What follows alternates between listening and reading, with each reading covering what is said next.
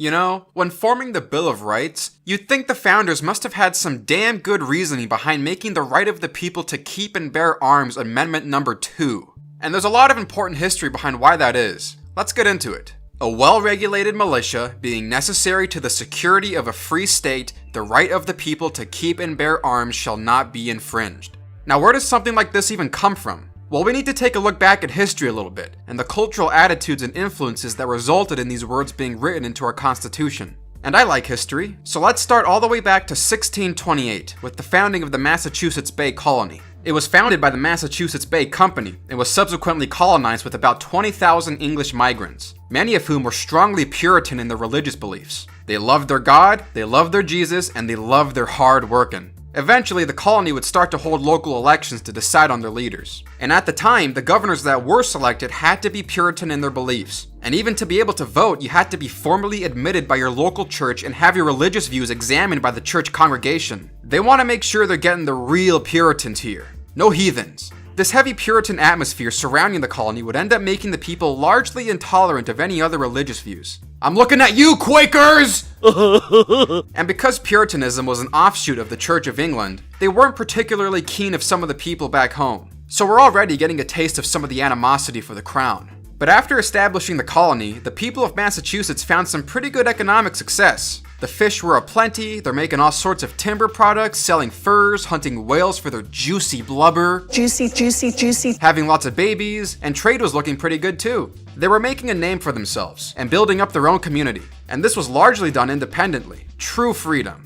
And then came the Red Man. No, I'm just kidding. And then came Squanto. No, I'm just kidding. And then came the Indians. Now, the colony originally had some pretty good relations with the local Indian tribes. No one really wanted to cause any more trouble than they had to. And for the most part, in the early colonial days, the people were just trying to get by and survive. I know this gets muddled a lot due to politics in our terrible education system, but if you didn't know, the early settlers weren't out committing genocide on the Indians 24/7. They were just trying to get by, with as little conflict as possible. I seem to have brought a little something for you to put 'em in your peace pipe. $40. What? $40. What? $40. But eventually, someone just had to start some shit, and we get the Pequot War from 1636 to 1638. And the colonists were on their own against the Indians. No help was coming from Great Britain. It's just us. And the result of this war was the virtual destruction of the Pequot tribe and a couple hundred dead bodies. The numbers aren't exactly clear on that. But with this war, we established the idea that the people of Massachusetts were able to hold their own and claim their ground. So now the community has grown even tougher skin and were able to come together and make a name for themselves, helping to create the framework for an independent identity from England. We're hardcore Puritans, we're making a living on our own, and we don't need no help from Great Britain. A few decades later, we get King Philip's War from 1675 to 1678. Now, this war is considered by many to be the single deadliest war in North American settlement history. We had around 4,000 total casualties, 1,000 of those being on the colonist side, along with the complete decimation of various towns, local populations, the economy of Rhode Island, and more than half of the towns in New England were attacked by the Indians. But at the end of the day, the colonists persisted, yet again, and repaired their towns, repaired their trading routes, bred some more, and continued to spread their New England influence and claim some more land. Now, I cite all this history because it's important to lay down the foundation of culture, society, and identity among the colonists. They're mostly sovereign settlements and have established their own governments and their own rules. They created their own towns and their own trade and marketplaces, are relatively independent of England, and not only that, they themselves, without the help of the British government, were able to fend off large Indian attacks on a multitude of occasions. All of this would help to build a New England identity, and particularly among the people of the Massachusetts Bay Colony. And this will be important as we go on to talk about the development of the Massachusetts government. But first, we need to go back to England, because during this time in England was the Great English Restoration of Charles II. Charles was back from a 14-year exile, and he was taking his rightful throne. Yeah, I'm thinking I'm back. However, with the restoration of the English monarchy came some problems for the colonists, because unlike the previous monarchs and protectorates, Charles II wanted to have more oversight on the colonies from the crown.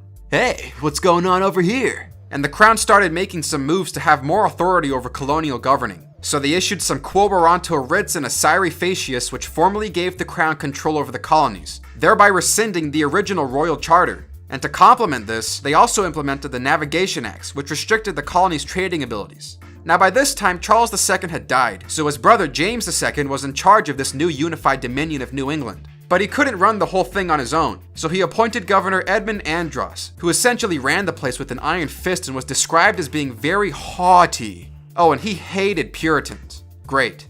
Oh, and not only that, this new dominion of New England also introduced the Church of England into the colonies, and especially in Massachusetts with the construction of the King's Chapel. You know, that Anglican church that literally everyone in Massachusetts was trying to get away from, because, you know, they're all Puritans. Oh, yes, let's go to church, yes, I love church, yes, What the fuck? So the people living in the colonies were pissed off. Not only did this new dominion place them under the control of some asshole who was administering for some other asshole 3,000 miles away, but it also completely revoked their charters, which was how they established their own government. And it completely stripped them of their sovereignty and the rights they had made within their charter government. Massachusetts was by far the most reluctant colony in the bunch, and they resisted any semblance of crown rule over them as much as they could. Remember, these guys are all Puritans who had just spent the last 50 years building up a new Puritan way of life and style of governing. The king? Our new figure of authority? A follower of the Church of England? Filth! You filth. Well, luckily for the colonists, back home in England was yet another uprising. Our good friend William III, otherwise known as the Prince of Orange, invaded England, kicked out Jimmy II, married his daughter Mary, and together they jointly ruled England, bringing in a new age of British rule. Now, along with their rule came a very important document known as the English Bill of Rights. We'll get back to that later, but first, with this news of a new monarchy back home, the colonists decided, okay, we got a new monarch, there's a revolution going on back in England, let's get this Andros fucker out of here, right now. And that's pretty much what they did.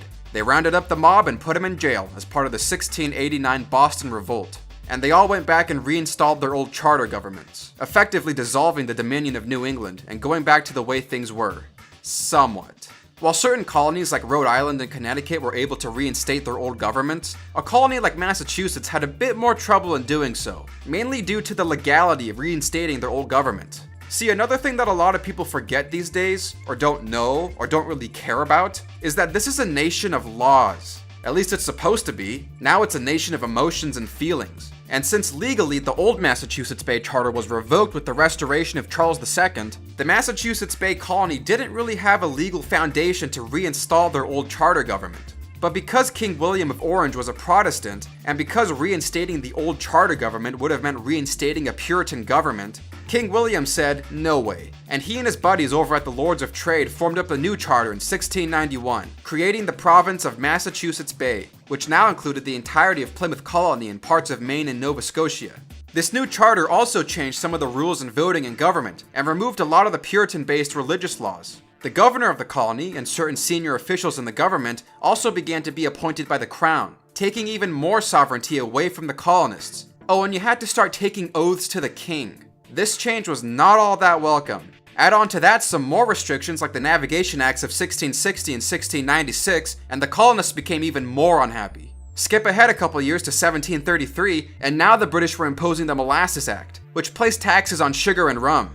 Alright, listen, we have fought off hordes of Indians all by ourselves, we have cultivated this land all by ourselves, we have grown these colonies into major trading centers, we have created a culture designed for us to thrive in, and now you're telling me that you're going to tax our goddamn sugar and tell us that we can't trade with whoever we want to trade with, and that we can only use British ships to trade with? Yeah. Skip ahead a few more years and now we have the French and Indian War disrupting colonial life, and then the impositions of the Stamp Act, the Declaratory Act, the Townshend Act, the Sugar Act, the Quartering Act, and people are starting to get a little pissed off. And no less the people from Massachusetts, especially after the Boston Massacre, and then later the Boston Tea Party. And by now you should know where this is all leading up to. But here's where we get our first real influence on the writing of the Second Amendment, and it starts with the lead up to the Battle of Lexington and Concord. So after the Boston Tea Party incident, Britain was not having any more delinquency from Massachusetts.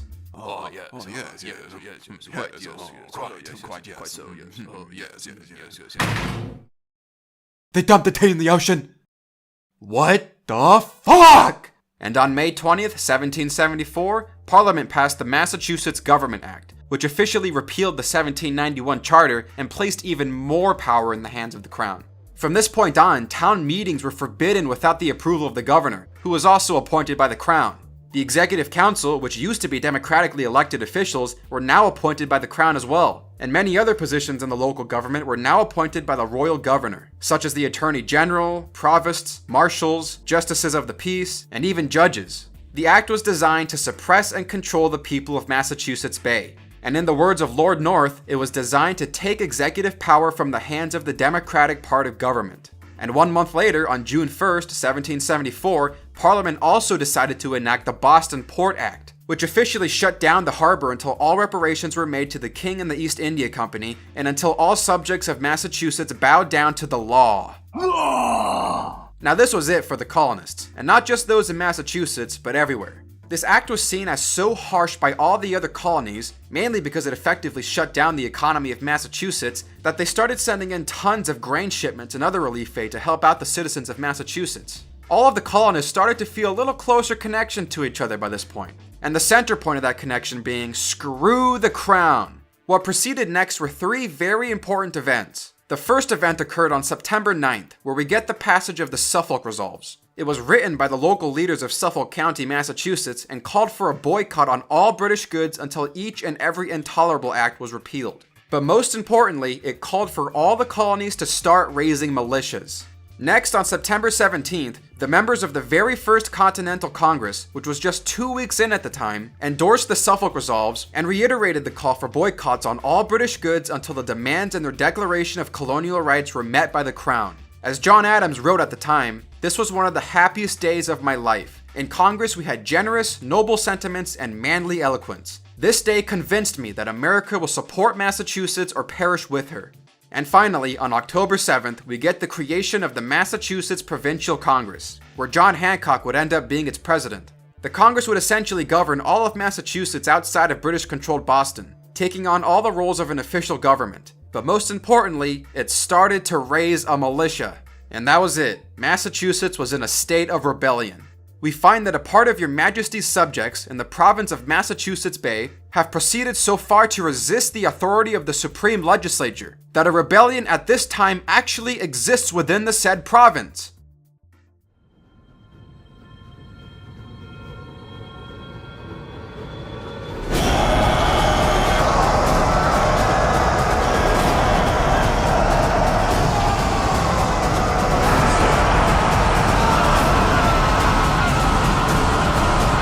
But the colonists were ready, and they were waiting, and they had formed an army ready to act on the defensive, which was to be justified on the principles of reason and self-preservation. Meanwhile, the British Lieutenant Colonel Francis Smith received orders on April 18th to march with utmost expedition and secrecy to Concord, where you will seize and destroy all military stores.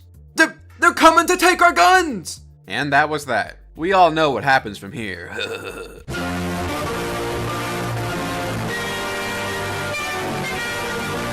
Now, before we get into the details of the writing in the Second Amendment, we need to talk about what the pressing issues were for the founders on the idea of resistance to tyranny. What can we do to curtail an oppressive regime and prevent the risk of tyranny? And this is where we get the initial split between the Federalists and the Anti-Federalists. The Federalists assumed in the beginning that there would be no need for a Second Amendment or a Bill of Rights. They just assumed that state and local governments would be able to repel any federal government attack, and that we didn't need to protect these very obvious and well-respected natural rights, because a federal government wouldn't even think about trying to step over those boundaries. In their view, a Bill of Rights would wind up limiting the rights of the people over actually protecting them. This was the view of guys like Alexander Hamilton and James Madison initially. Well, the Anti-Federalists weren't having this. Show me any government throughout history that hasn't stepped over the rights of the people. Show me one. Guys like George Mason stated that to disarm the people, that was the best and most effectual way to enslave them, by totally disusing and neglecting the militia. And unless this natural right was protected from the federal government, they figured that it would only be a matter of time before the government would come after the people's guns and try to dismantle the state militias. So what's to stop this new government from trampling all over our natural rights? And this is the point that you need to understand about what natural laws and rights are. These things are not granted by the government. They pre-exist government. They are not positive laws, which are laws passed by human institutions. They are laws of nature. And that's why the Second Amendment, and more broadly the Bill of Rights, and all 10 amendments within it, are written as protections against the federal government over rights that have already existed throughout time and through the tradition of natural law, and are settled by the authority of God. God, Juice Boy? Aw boy, here we go again with the Bible thumpers. What is this, some PragerU bullshit? This isn't even an issue of religion. As Kevin Williamson over at National Review puts it, whether one believes that man was created by God or by evolutionary processes, the conclusion ends up being the same. Man has reason, individual and corporate dignity, individual and corporate value, and these are not subject to revision by any prince, power, or potentate. Natural laws are inherent within the objective reality that human beings inhabit, not of the institutions that human beings create. Men are not angels. And without natural law, you cannot make any sense out of moral or political freedom, because you are not operating under a set of objective standards, but rather under a subjective and ever-changing criterion that becomes impenetrable to reason and debate, as it only runs on the emotions and desires that are shaped by the environment. When you find yourself dealing with subjective morals created by human beings, you find that the best way to secure those morals are screaming, public shaming, harassment, and curtailing of basic human rights like freedom of speech. When you operate under objective reality, you find the best route of reasoning to be debate and critical argumentation. These things exist in nature, and our ability as human beings to reason and comprehend the world around us allows us to find these objective truths, which long predate any system of morality our species can create. And if you follow this line of reasoning, this set of objective truths had to be formed by some ultimate transcendent source, that being God. Or, if you don't really feel like going there, your individual capacity for reason can lead you to these same objective truths. The conclusion remains the same. Or as George Mason put it, the laws of nature are the laws of God, whose authority can be superseded by no power on earth. And bestowed under natural law is the individual human right to self-preservation and resistance to tyranny. Which, going back to the English Bill of Rights of 1689, which was one of the primary sources of inspiration and precedent for the Second Amendment, was precisely the type of language used to affirm the right of all individuals to be armed. If you remember our good friend King James II, something he had to deal with back in domestic England was the rising Protestant majority over Catholics. And what better way to tamper a rising Protestant threat than to disarm all of them, which was exactly what he did, such as in the 1671 Game Act. Now, while this action may have only pertained to Protestants, its repudiation in the English Bill of Rights established a codified precedent for the natural right of all individuals to keep and bear arms by stating it as a restoration of an ancient right and liberty. Meaning, yet again, that this is a right that had already existed and was not being created on the spot, but rather was having its protection codified into law. And that was the determination made by the founders when ratifying the Second Amendment. It is a natural right of the people to form a militia and bear arms as individuals. We have the right to self-preservation and resistance to tyranny. It is a self-evident human imperative. But now we need to get into certain contemporary issues with the Second Amendment. And first and foremost, we have to deal with the language and grammatical structure controversy, because apparently people these days don't know how to read or comprehend language and historical context. So there are people who actually believe that the Second Amendment only allows the right of the people in a militia to keep and bear arms. And this is where we get into grammar Nazi territory and have to analyze each and every phrase of the Second Amendment. But to preface, you need to understand that words mean what they mean when they were written. Now, thankfully, the late Justice Antonin Scalia did most of the research for this next part in his opinion of the court on DC versus Heller. First, let's get into the prefatory and operative clauses, both of which are present in the language of the Second Amendment. A prefatory clause announces a purpose, while the operative clause announces the resolution or action to be taken or not taken. And here's how the clauses are split up in the Second Amendment. Let's start with the operative clause and dissect it phrase by phrase. The right of the people. This phrase is used 2 other times in the Bill of Rights, once in the First Amendment and once in the Fourth Amendment. And there's also similar phrasing in the Ninth Amendment. But each time it is used unambiguously to describe individual rights, not collective rights, or rights that can only be exercised through participation in some corporate body, or a militia. There are 3 other provisions in the Constitution that strictly use the phrase the people, once in the preamble, once in Article 1, Section 2, and once in the 10th Amendment. And in each of those instances, the phrasing of the people is not used in the context of individual rights, but collective powers, powers that belong to the people. In each of these instances, the people refers to the exercising or reservation of powers, such as the reserving of power to people in the 10th Amendment or the exercising of powers in Article 1, Section 2. Not rights, powers. Nowhere else in the Constitution does a right attributed to the people refer to anything other than an individual right. What's more is that in all instances of the phrase the people, it is used in reference to a class of people who are members of a national community or connection with this country. Meaning that when we say the people, we are not referring to subsets of people, like people in a militia, but are referring to the whole people. This is in opposition to the prefatory clause when it mentions the militia, as a militia is a subset of people. So reading the Second Amendment as protecting only the right to keep and bear arms in an organized militia therefore fits poorly with the operative clause's description of the holder of that right as the people.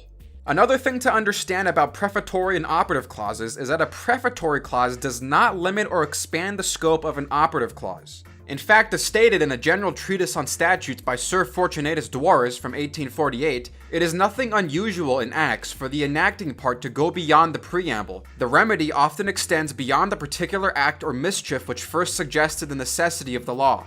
And in regards to the English court case Copeman v. Gallant in 1716, the Lord Chancellor Hardwicke stated that I can by no means allow of the notion that the preamble shall restrain the operation of the enacting clause, and that because the preamble is too narrow or defective, therefore the enacting clause, which has general words, shall be restrained from its full latitude and from doing that good which the words would otherwise and of themselves import. So when you talk about something particular, like a militia, that doesn't then constrain the following phrase of the people into the context of a militia, meaning that the Second Amendment protects an individual right of all Americans. So now we move on to the phrase to keep and bear arms. Let's start with the word arms. The 18th century meaning of the word arms is the exact same meaning as it is today. In the 1773 edition of Samuel Johnson's dictionary, it defined the word arms as weapons of offense or armor of defense. And the 1771 legal dictionary by Timothy Cunningham defined the word arms as anything that a man wears for his defense, or takes into his hands, or useth in wrath to cast at or strike another. And even the 1828 Webster's American Dictionary of the English Language also uses the same phrasing. And even today's Webster's definition of the word arms is the exact same as it was back then. The word arms, then as now, does not apply only to military service or service in connection to a militia. In fact, here's an example sentence from Timothy Cunningham's 1771 legal dictionary. Servants and laborers shall use bows and arrows on Sundays, and not bear other arms. Even the 1783 thesaurus titled The Distinction Between Words Synonymous in the English Language, while it may have limited the term arms to instruments of offense generally made use of in war, it also states that arms constitute all firearms. At this point, some of you might be seeing now how this intersects with the "it only applies to muskets" argument. We'll get to that in a bit, but let's finish off this militia argument. So now let's dig into the meaning of the word keep. Going back to the 1783 thesaurus, it defines the word keep as we keep what we intend not to part with. We keep that which is our own. And the 1773 edition of a dictionary of the English language defines it as to retain, not to lose, and to have in custody. So now knowing what arms means, to keep arms can most naturally be read as to have weapons. Now, there's no specific phrasing of to keep arms in a dictionary, but the way the phrase was commonly used and referred to was as a way of possessing arms, both individually and also in regards to a militia. Some people cite laws in Delaware, New Jersey, and Virginia that stated the phrase keep arms in the context of a militia, meaning that you can only use the phrase keep arms when talking about a militia. But Justice Scalia points out that that's like saying that because there are many statutes that authorize aggrieved employees to file complaints with federal agencies, that the phrase file complaints has an employee-related connotation, and that you can't file a complaint for any other reason if you're not an employee of an institution. Yeah, that doesn't quite work, guys. Moving on to the next phrase of bear, this has always, then and now, meant to carry. Here's that 1773 dictionary again. But when used in the context of arms, good old Justice Ruth Bader Ginsburg seems to have given a very good descriptor of its meaning in Muscarello v. United States when analyzing the meaning of the phrase carries a firearm. In that case, she wrote, "Surely, a most familiar meaning is, as the Constitution's Second Amendment indicates, wear, bear, or carry, upon the person or in the clothing or in a pocket, for the purpose of being armed and ready for offensive or defensive action in a case of conflict with another person." Nowhere here is the act of bearing arms mentioned in relation to service in a militia or other organized military unit. Moreover, in 9 state constitutional provisions written in the 18th century or the first 2 decades of the 19th, they enshrined a right of the citizens to bear arms in defense of themselves and the state, or bear arms in defense of himself and the state. It is clear from those formulations that bear arms did not refer only to carrying a weapon in an organized military unit.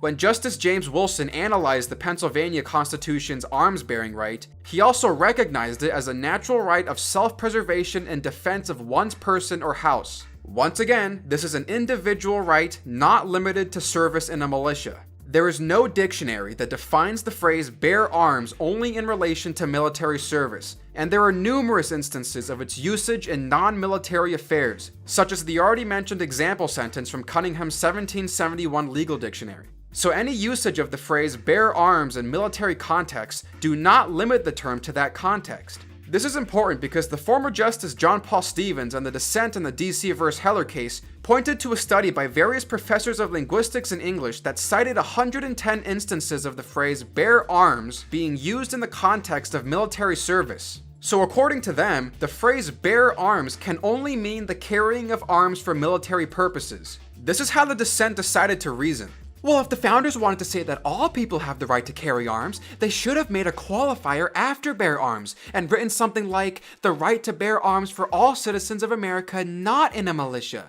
or something. But as Antonin Scalia points out, this makes absolutely no sense. If the idea is that bear arms can only mean to carry arms for military purposes, then you can't add a modifier to that statement outside of military purposes because it would blatantly contradict the phrase it is trying to modify. So a sentence like the right to bear arms for the purpose of killing game, which was a sentence that these professors decided to exclude, in this context would be like something out the mouth of a moron. So you can only carry a weapon for military purposes to hunt animals? Yeah, no. Bear arms means to carry arms, or possess arms, or have arms. And the fact that you can modify it with purposive qualifiers objectively means that it is not limited to military use. But also, the phrase bear arms has a different idiomatic meaning when you place the word against after it, which directs hostilities towards a target for the purposes of war, fighting, military service, or serving as a soldier. And in nearly all of the examples that the professors of linguistics and English gave, they include the word against after bear arms. Now obviously, if these professors and linguists decided to give bear arms this idiomatic meaning, to bear arms would cause the protected right to consist of the right to be a soldier or to wage war, an absurdity that no commentator has ever endorsed. Which is why they, and Justice Stevens, created a hybrid meaning of the phrase bear arms to mean to carry arms in connection with service in the military, or in this case a militia. Again, no dictionary anywhere has ever taken on this meaning of bear arms. Antonin Scalia also writes that worse still, the phrase keep and bear arms would be incoherent. The word arms would have 2 different meanings at once. Weapons as the object of keep, and as the object of bear, one half of an idiom. It would be rather like saying he filled and kicked the bucket to mean he filled the bucket and died. For those viewers watching who are not well accustomed to the English language, another meaning of the phrase kick the bucket means to die. But even in the original English Bill of Rights, which was again the primary source of inspiration, there was no mention of an individual right to bear arms in relation to a militia. In fact, William Blackstone, in his commentaries on the laws of England from 1765, made no mention of military service or a militia when he talked about the natural right of resistance and self-preservation, and the right of having and using arms for self-preservation and defense. Nowhere here does he talk about this natural right of self-preservation and defense in regards to the formation and service in a militia. Thus, the right secured in 1689 as a result of the Stuarts' abuses was by the time of the founding understood to be an individual right protecting against both public and private violence. And no word games on the meaning of bear arms and keep and right of the people is going to change that historical and textual context. So now let's shift back over to the prefatory clause and analyze each of these words and make sure they're in concordance with what was just described in the operative clause. A well-regulated militia. Alright, well let's go back to Webster's 1828 dictionary again. The The militia of a country are the able-bodied men organized into companies, regiments, and brigades with officers of all grades and required by law to attend military exercises on certain days only, but at other times left to pursue their usual occupations. In Federalist 46, James Madison, a founding father, specifically wrote about a militia amounting to near 500,000 of citizens with arms in their hands, officered by men chosen from among themselves, fighting for their common liberties, and united and conducted by governments possessing their affections and confidence. Thomas Jefferson, another founding father, in his letter to Deschutes de Tracy, wrote about the militia of the state, that is to say, of every man in it able to bear arms. Even in the 1939 Supreme Court case of the U.S. v. Miller, the court still retained this definition of a militia when explaining that the militia comprised all males physically capable of acting in concert for the common defense. So as clearly stated here, the militia is all of the people.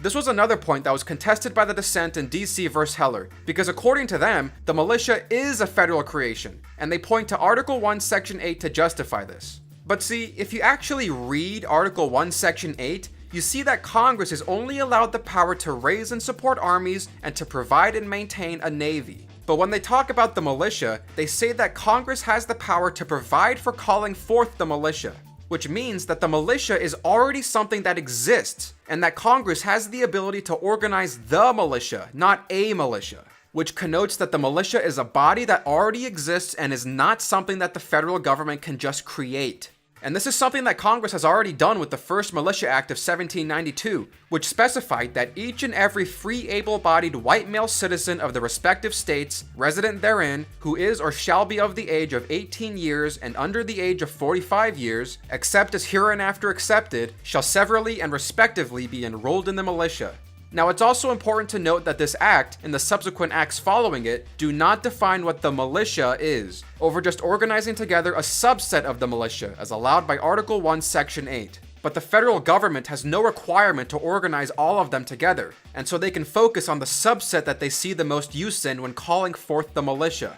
Next is the phrase well-regulated, which means nothing other than the imposition of proper discipline and training. This same imposition was used in the Virginia Declaration of Rights from 1776 when stating that a well-regulated militia composed of the body of the people trained to arms is the proper, natural, and safe defense of a free state. It does not mean federal government regulation like we know it today, or regulation from a governmental bureaucracy. If that was the case, the Second Amendment would have been framed as a militia well-regulated by the Congress being necessary to the security of a free state.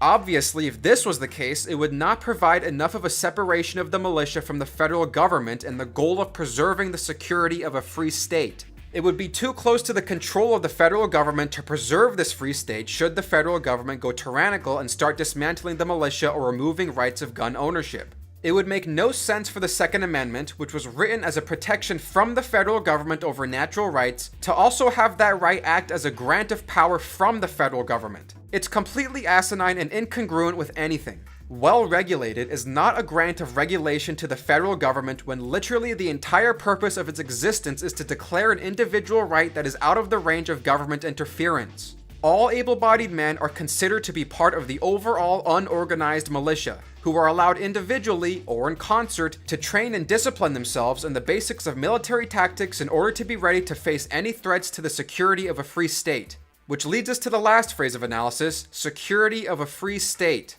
Now, this doesn't mean the security of each individual state, but to the security of a free polity, or the entirety of the organized society. Moreover, the other instances of state in the Constitution are typically accompanied by modifiers making clear that the reference is to the several states. Each state, several states, any state, that state, particular states, one state, no state, and the presence of the term foreign state in Article 1 and Article 3 shows that the word state did not have a single meaning in the Constitution. And so, as argued by the founders, militias are useful for repelling invasions, suppressing insurrections, rendering large standing armies unnecessary, and resisting government tyranny.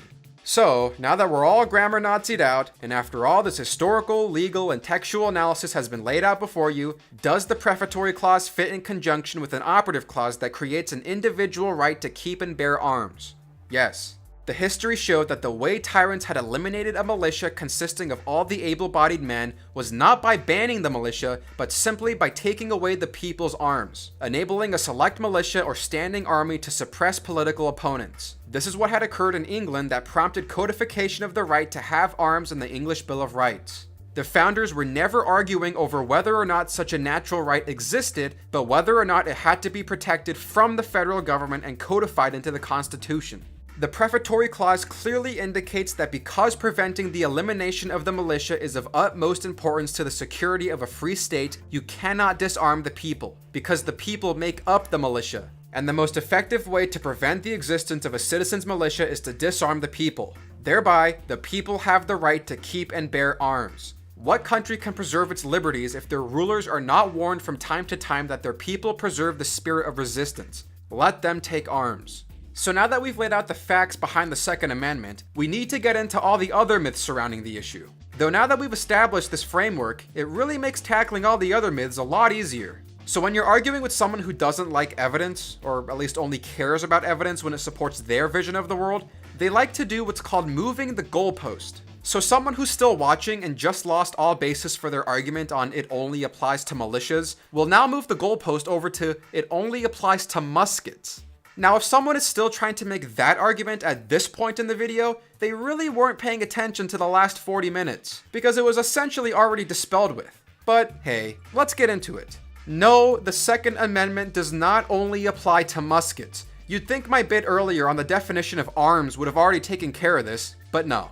First and foremost, the majority of the founding fathers who signed the Constitution and took office in Congress were all lawyers. If they wanted to limit the Second Amendment to muskets, they would have wrote a singular object of a musket rather than writing arms. Secondly, this is not how we interpret constitutional amendments. If we interpreted amendments as only pertaining to the material objects of the time, then literally every single word I have been uttering is not protected under law. Because you see, the First Amendment doesn't protect speech in YouTube videos, because in the founders' days, they didn't have YouTube, did they? They only had parchment, quill, and newspapers. See? I'm logicking! I'm doing logic! Yeah, no. These amendments apply to all forms of modern uses, and that includes all instruments that constitute bearable arms, even those that were not in existence at the time of the founding. For anyone to think that messages they send on their iPhones are not protected under the First Amendment is absolutely ridiculous. And the same applies to the Second Amendment and muskets. And as I already stated before, arms back during the ratification of the Second Amendment meant weapons of offense or armor of defense. It does not mean freaking muskets.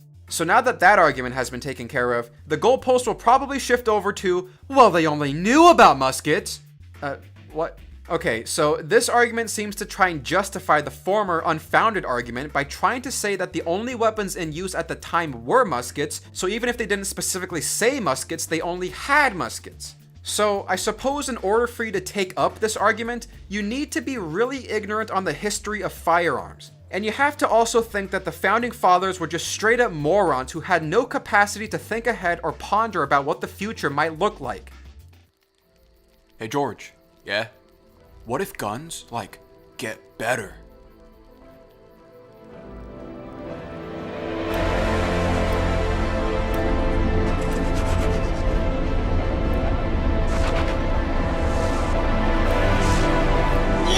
The argument usually goes something along the lines of, look at this musket. It's from the days of the founding fathers. It only shot 1 round every minute. They never expected a gun would exist that could shoot more than 1 round every minute. Therefore, only muskets. Well, history doesn't really support this argument either. So let's just take a look back in time at all the weapons that existed and existed hundreds of years before the Second Amendment was ever written that shot more than 1 round at a time. Ever heard of hand cannons? These things were first created in the 13th century and introduced to Europe as early as the 14th century. Later renditions included hand cannons that can shoot up to 10 rounds. Ever heard of volley guns? This one's got up to 20 barrels. 16th century stuff, man. How about the duckfoot pistol? That looks like more than 1 round to me. What about the pepper box revolvers? These things were around for hundreds of years before the Second Amendment and can hold up to 20 rounds. Hey, here's a gun that was developed during the Revolutionary War, the Belton flintlock. And according to Joseph Belton, the guy who made it, it could fire up to 8 rounds with 1 loading. 8 balls, one after another, in 8, 5, or 3 seconds of time. He also had a way of modifying this gun to fire 16 to 20 rounds at a time. Oh, and the founding fathers specifically knew about this one. You know how we know that? Because the guy who made this gun tried to sell it to them at the Continental Congress. Yeah. Now, unfortunately for him, they didn't end up buying his gun. But you better believe they had knowledge of a gun that could fire multiple rounds within seconds with one trigger pull. Oh shit, cross that out, right of the people to keep and bear arms, except for this belt and flintlock thing, because it fires multiple rounds and that's scary. Or hey, what about the Girondoni air rifle? This was already in service in the Austrian army by 1780 and used in the Napoleonic Wars, well over a decade before the Second Amendment was ratified, and could fire 20 rounds from a magazine in less than 30 seconds. Not only that, Thomas Jefferson used this gun to outfit the Lewis and Clark expedition with. In Meriwether Lewis's first diary entry, he mentions how he demonstrated the firepower of the air rifle to the people living on Bruno's Island. In fact, they nearly killed a woman when Mr. Blaise Cenas, being unacquainted with the management of the gun, suffered her to discharge herself accidentally. The ball passed through the hat of the woman about 40 yards distant, cutting her temple about the fourth of the diameter of the ball. She fell instantly and the blood gushing from her temple. We were all in the greatest consternation. Suppose she was dead, but in a minute she revived to our inexpressible satisfaction, and by examination we found the wound by no means mortal or even dangerous. They traveled across the entire United States with this gun and showed it off to various Indian tribes as they went along. Oh, and also, it's not a musket, it's a rifle. Or hey, what about the puckle gun? This was patented in 1718 and was one of the first machine guns or prototype Gatling guns ever created that could fire 63 rounds in 7 minutes. Or before that, there was the Kauthoff repeater, which could fire up to 6, 7, 12, or even 30 shots that could be reloaded in 1 to 2 seconds. So all of these guns had either existed before or during the time of the Revolutionary War and the ratification of the Second Amendment. There weren't just muskets in the world, people. Alright, I think that just about wraps it up for the Second Amendment arguments. There's still a bunch of other gun-related myths out there with things regarding semi-automatic weapons and firearms licensing and the such, but that's more of a gun control issue than it is pertaining directly to the Second Amendment. But with all the contemporary Second Amendment issues, there's one more goalpost that this debate shifts to, and that's you're racist. Okay, yeah, we're done here. If I have to say one thing on the semi-automatic rifle conflict though, just know that more people are killed from knives, clubs, hammers, and bare hands and feet in this country than are killed by assault rifles.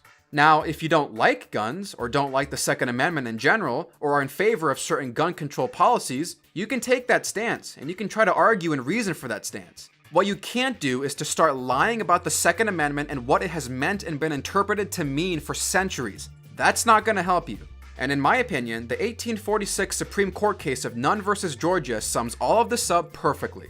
The right of the people to bear arms shall not be infringed. The right of the whole people, old and young, men, women, and boys, and not militia only, to keep and bear arms of every description, not such merely as are used by the militia, shall not be infringed, curtailed, or broken in upon in the smallest degree. And all this for the important end to be attained, the rearing up and qualifying a well-regulated militia so vitally necessary to the security of a free state. Our opinion is that any law, state or federal, is repugnant to the Constitution and void, which contravenes this right originally belonging to our forefathers, trampled underfoot by Charles I and his 2 wicked sons and successors, re-established by the Revolution of 1688, conveyed to this land of liberty by the colonists, and finally incorporated conspicuously in our own Magna Carta.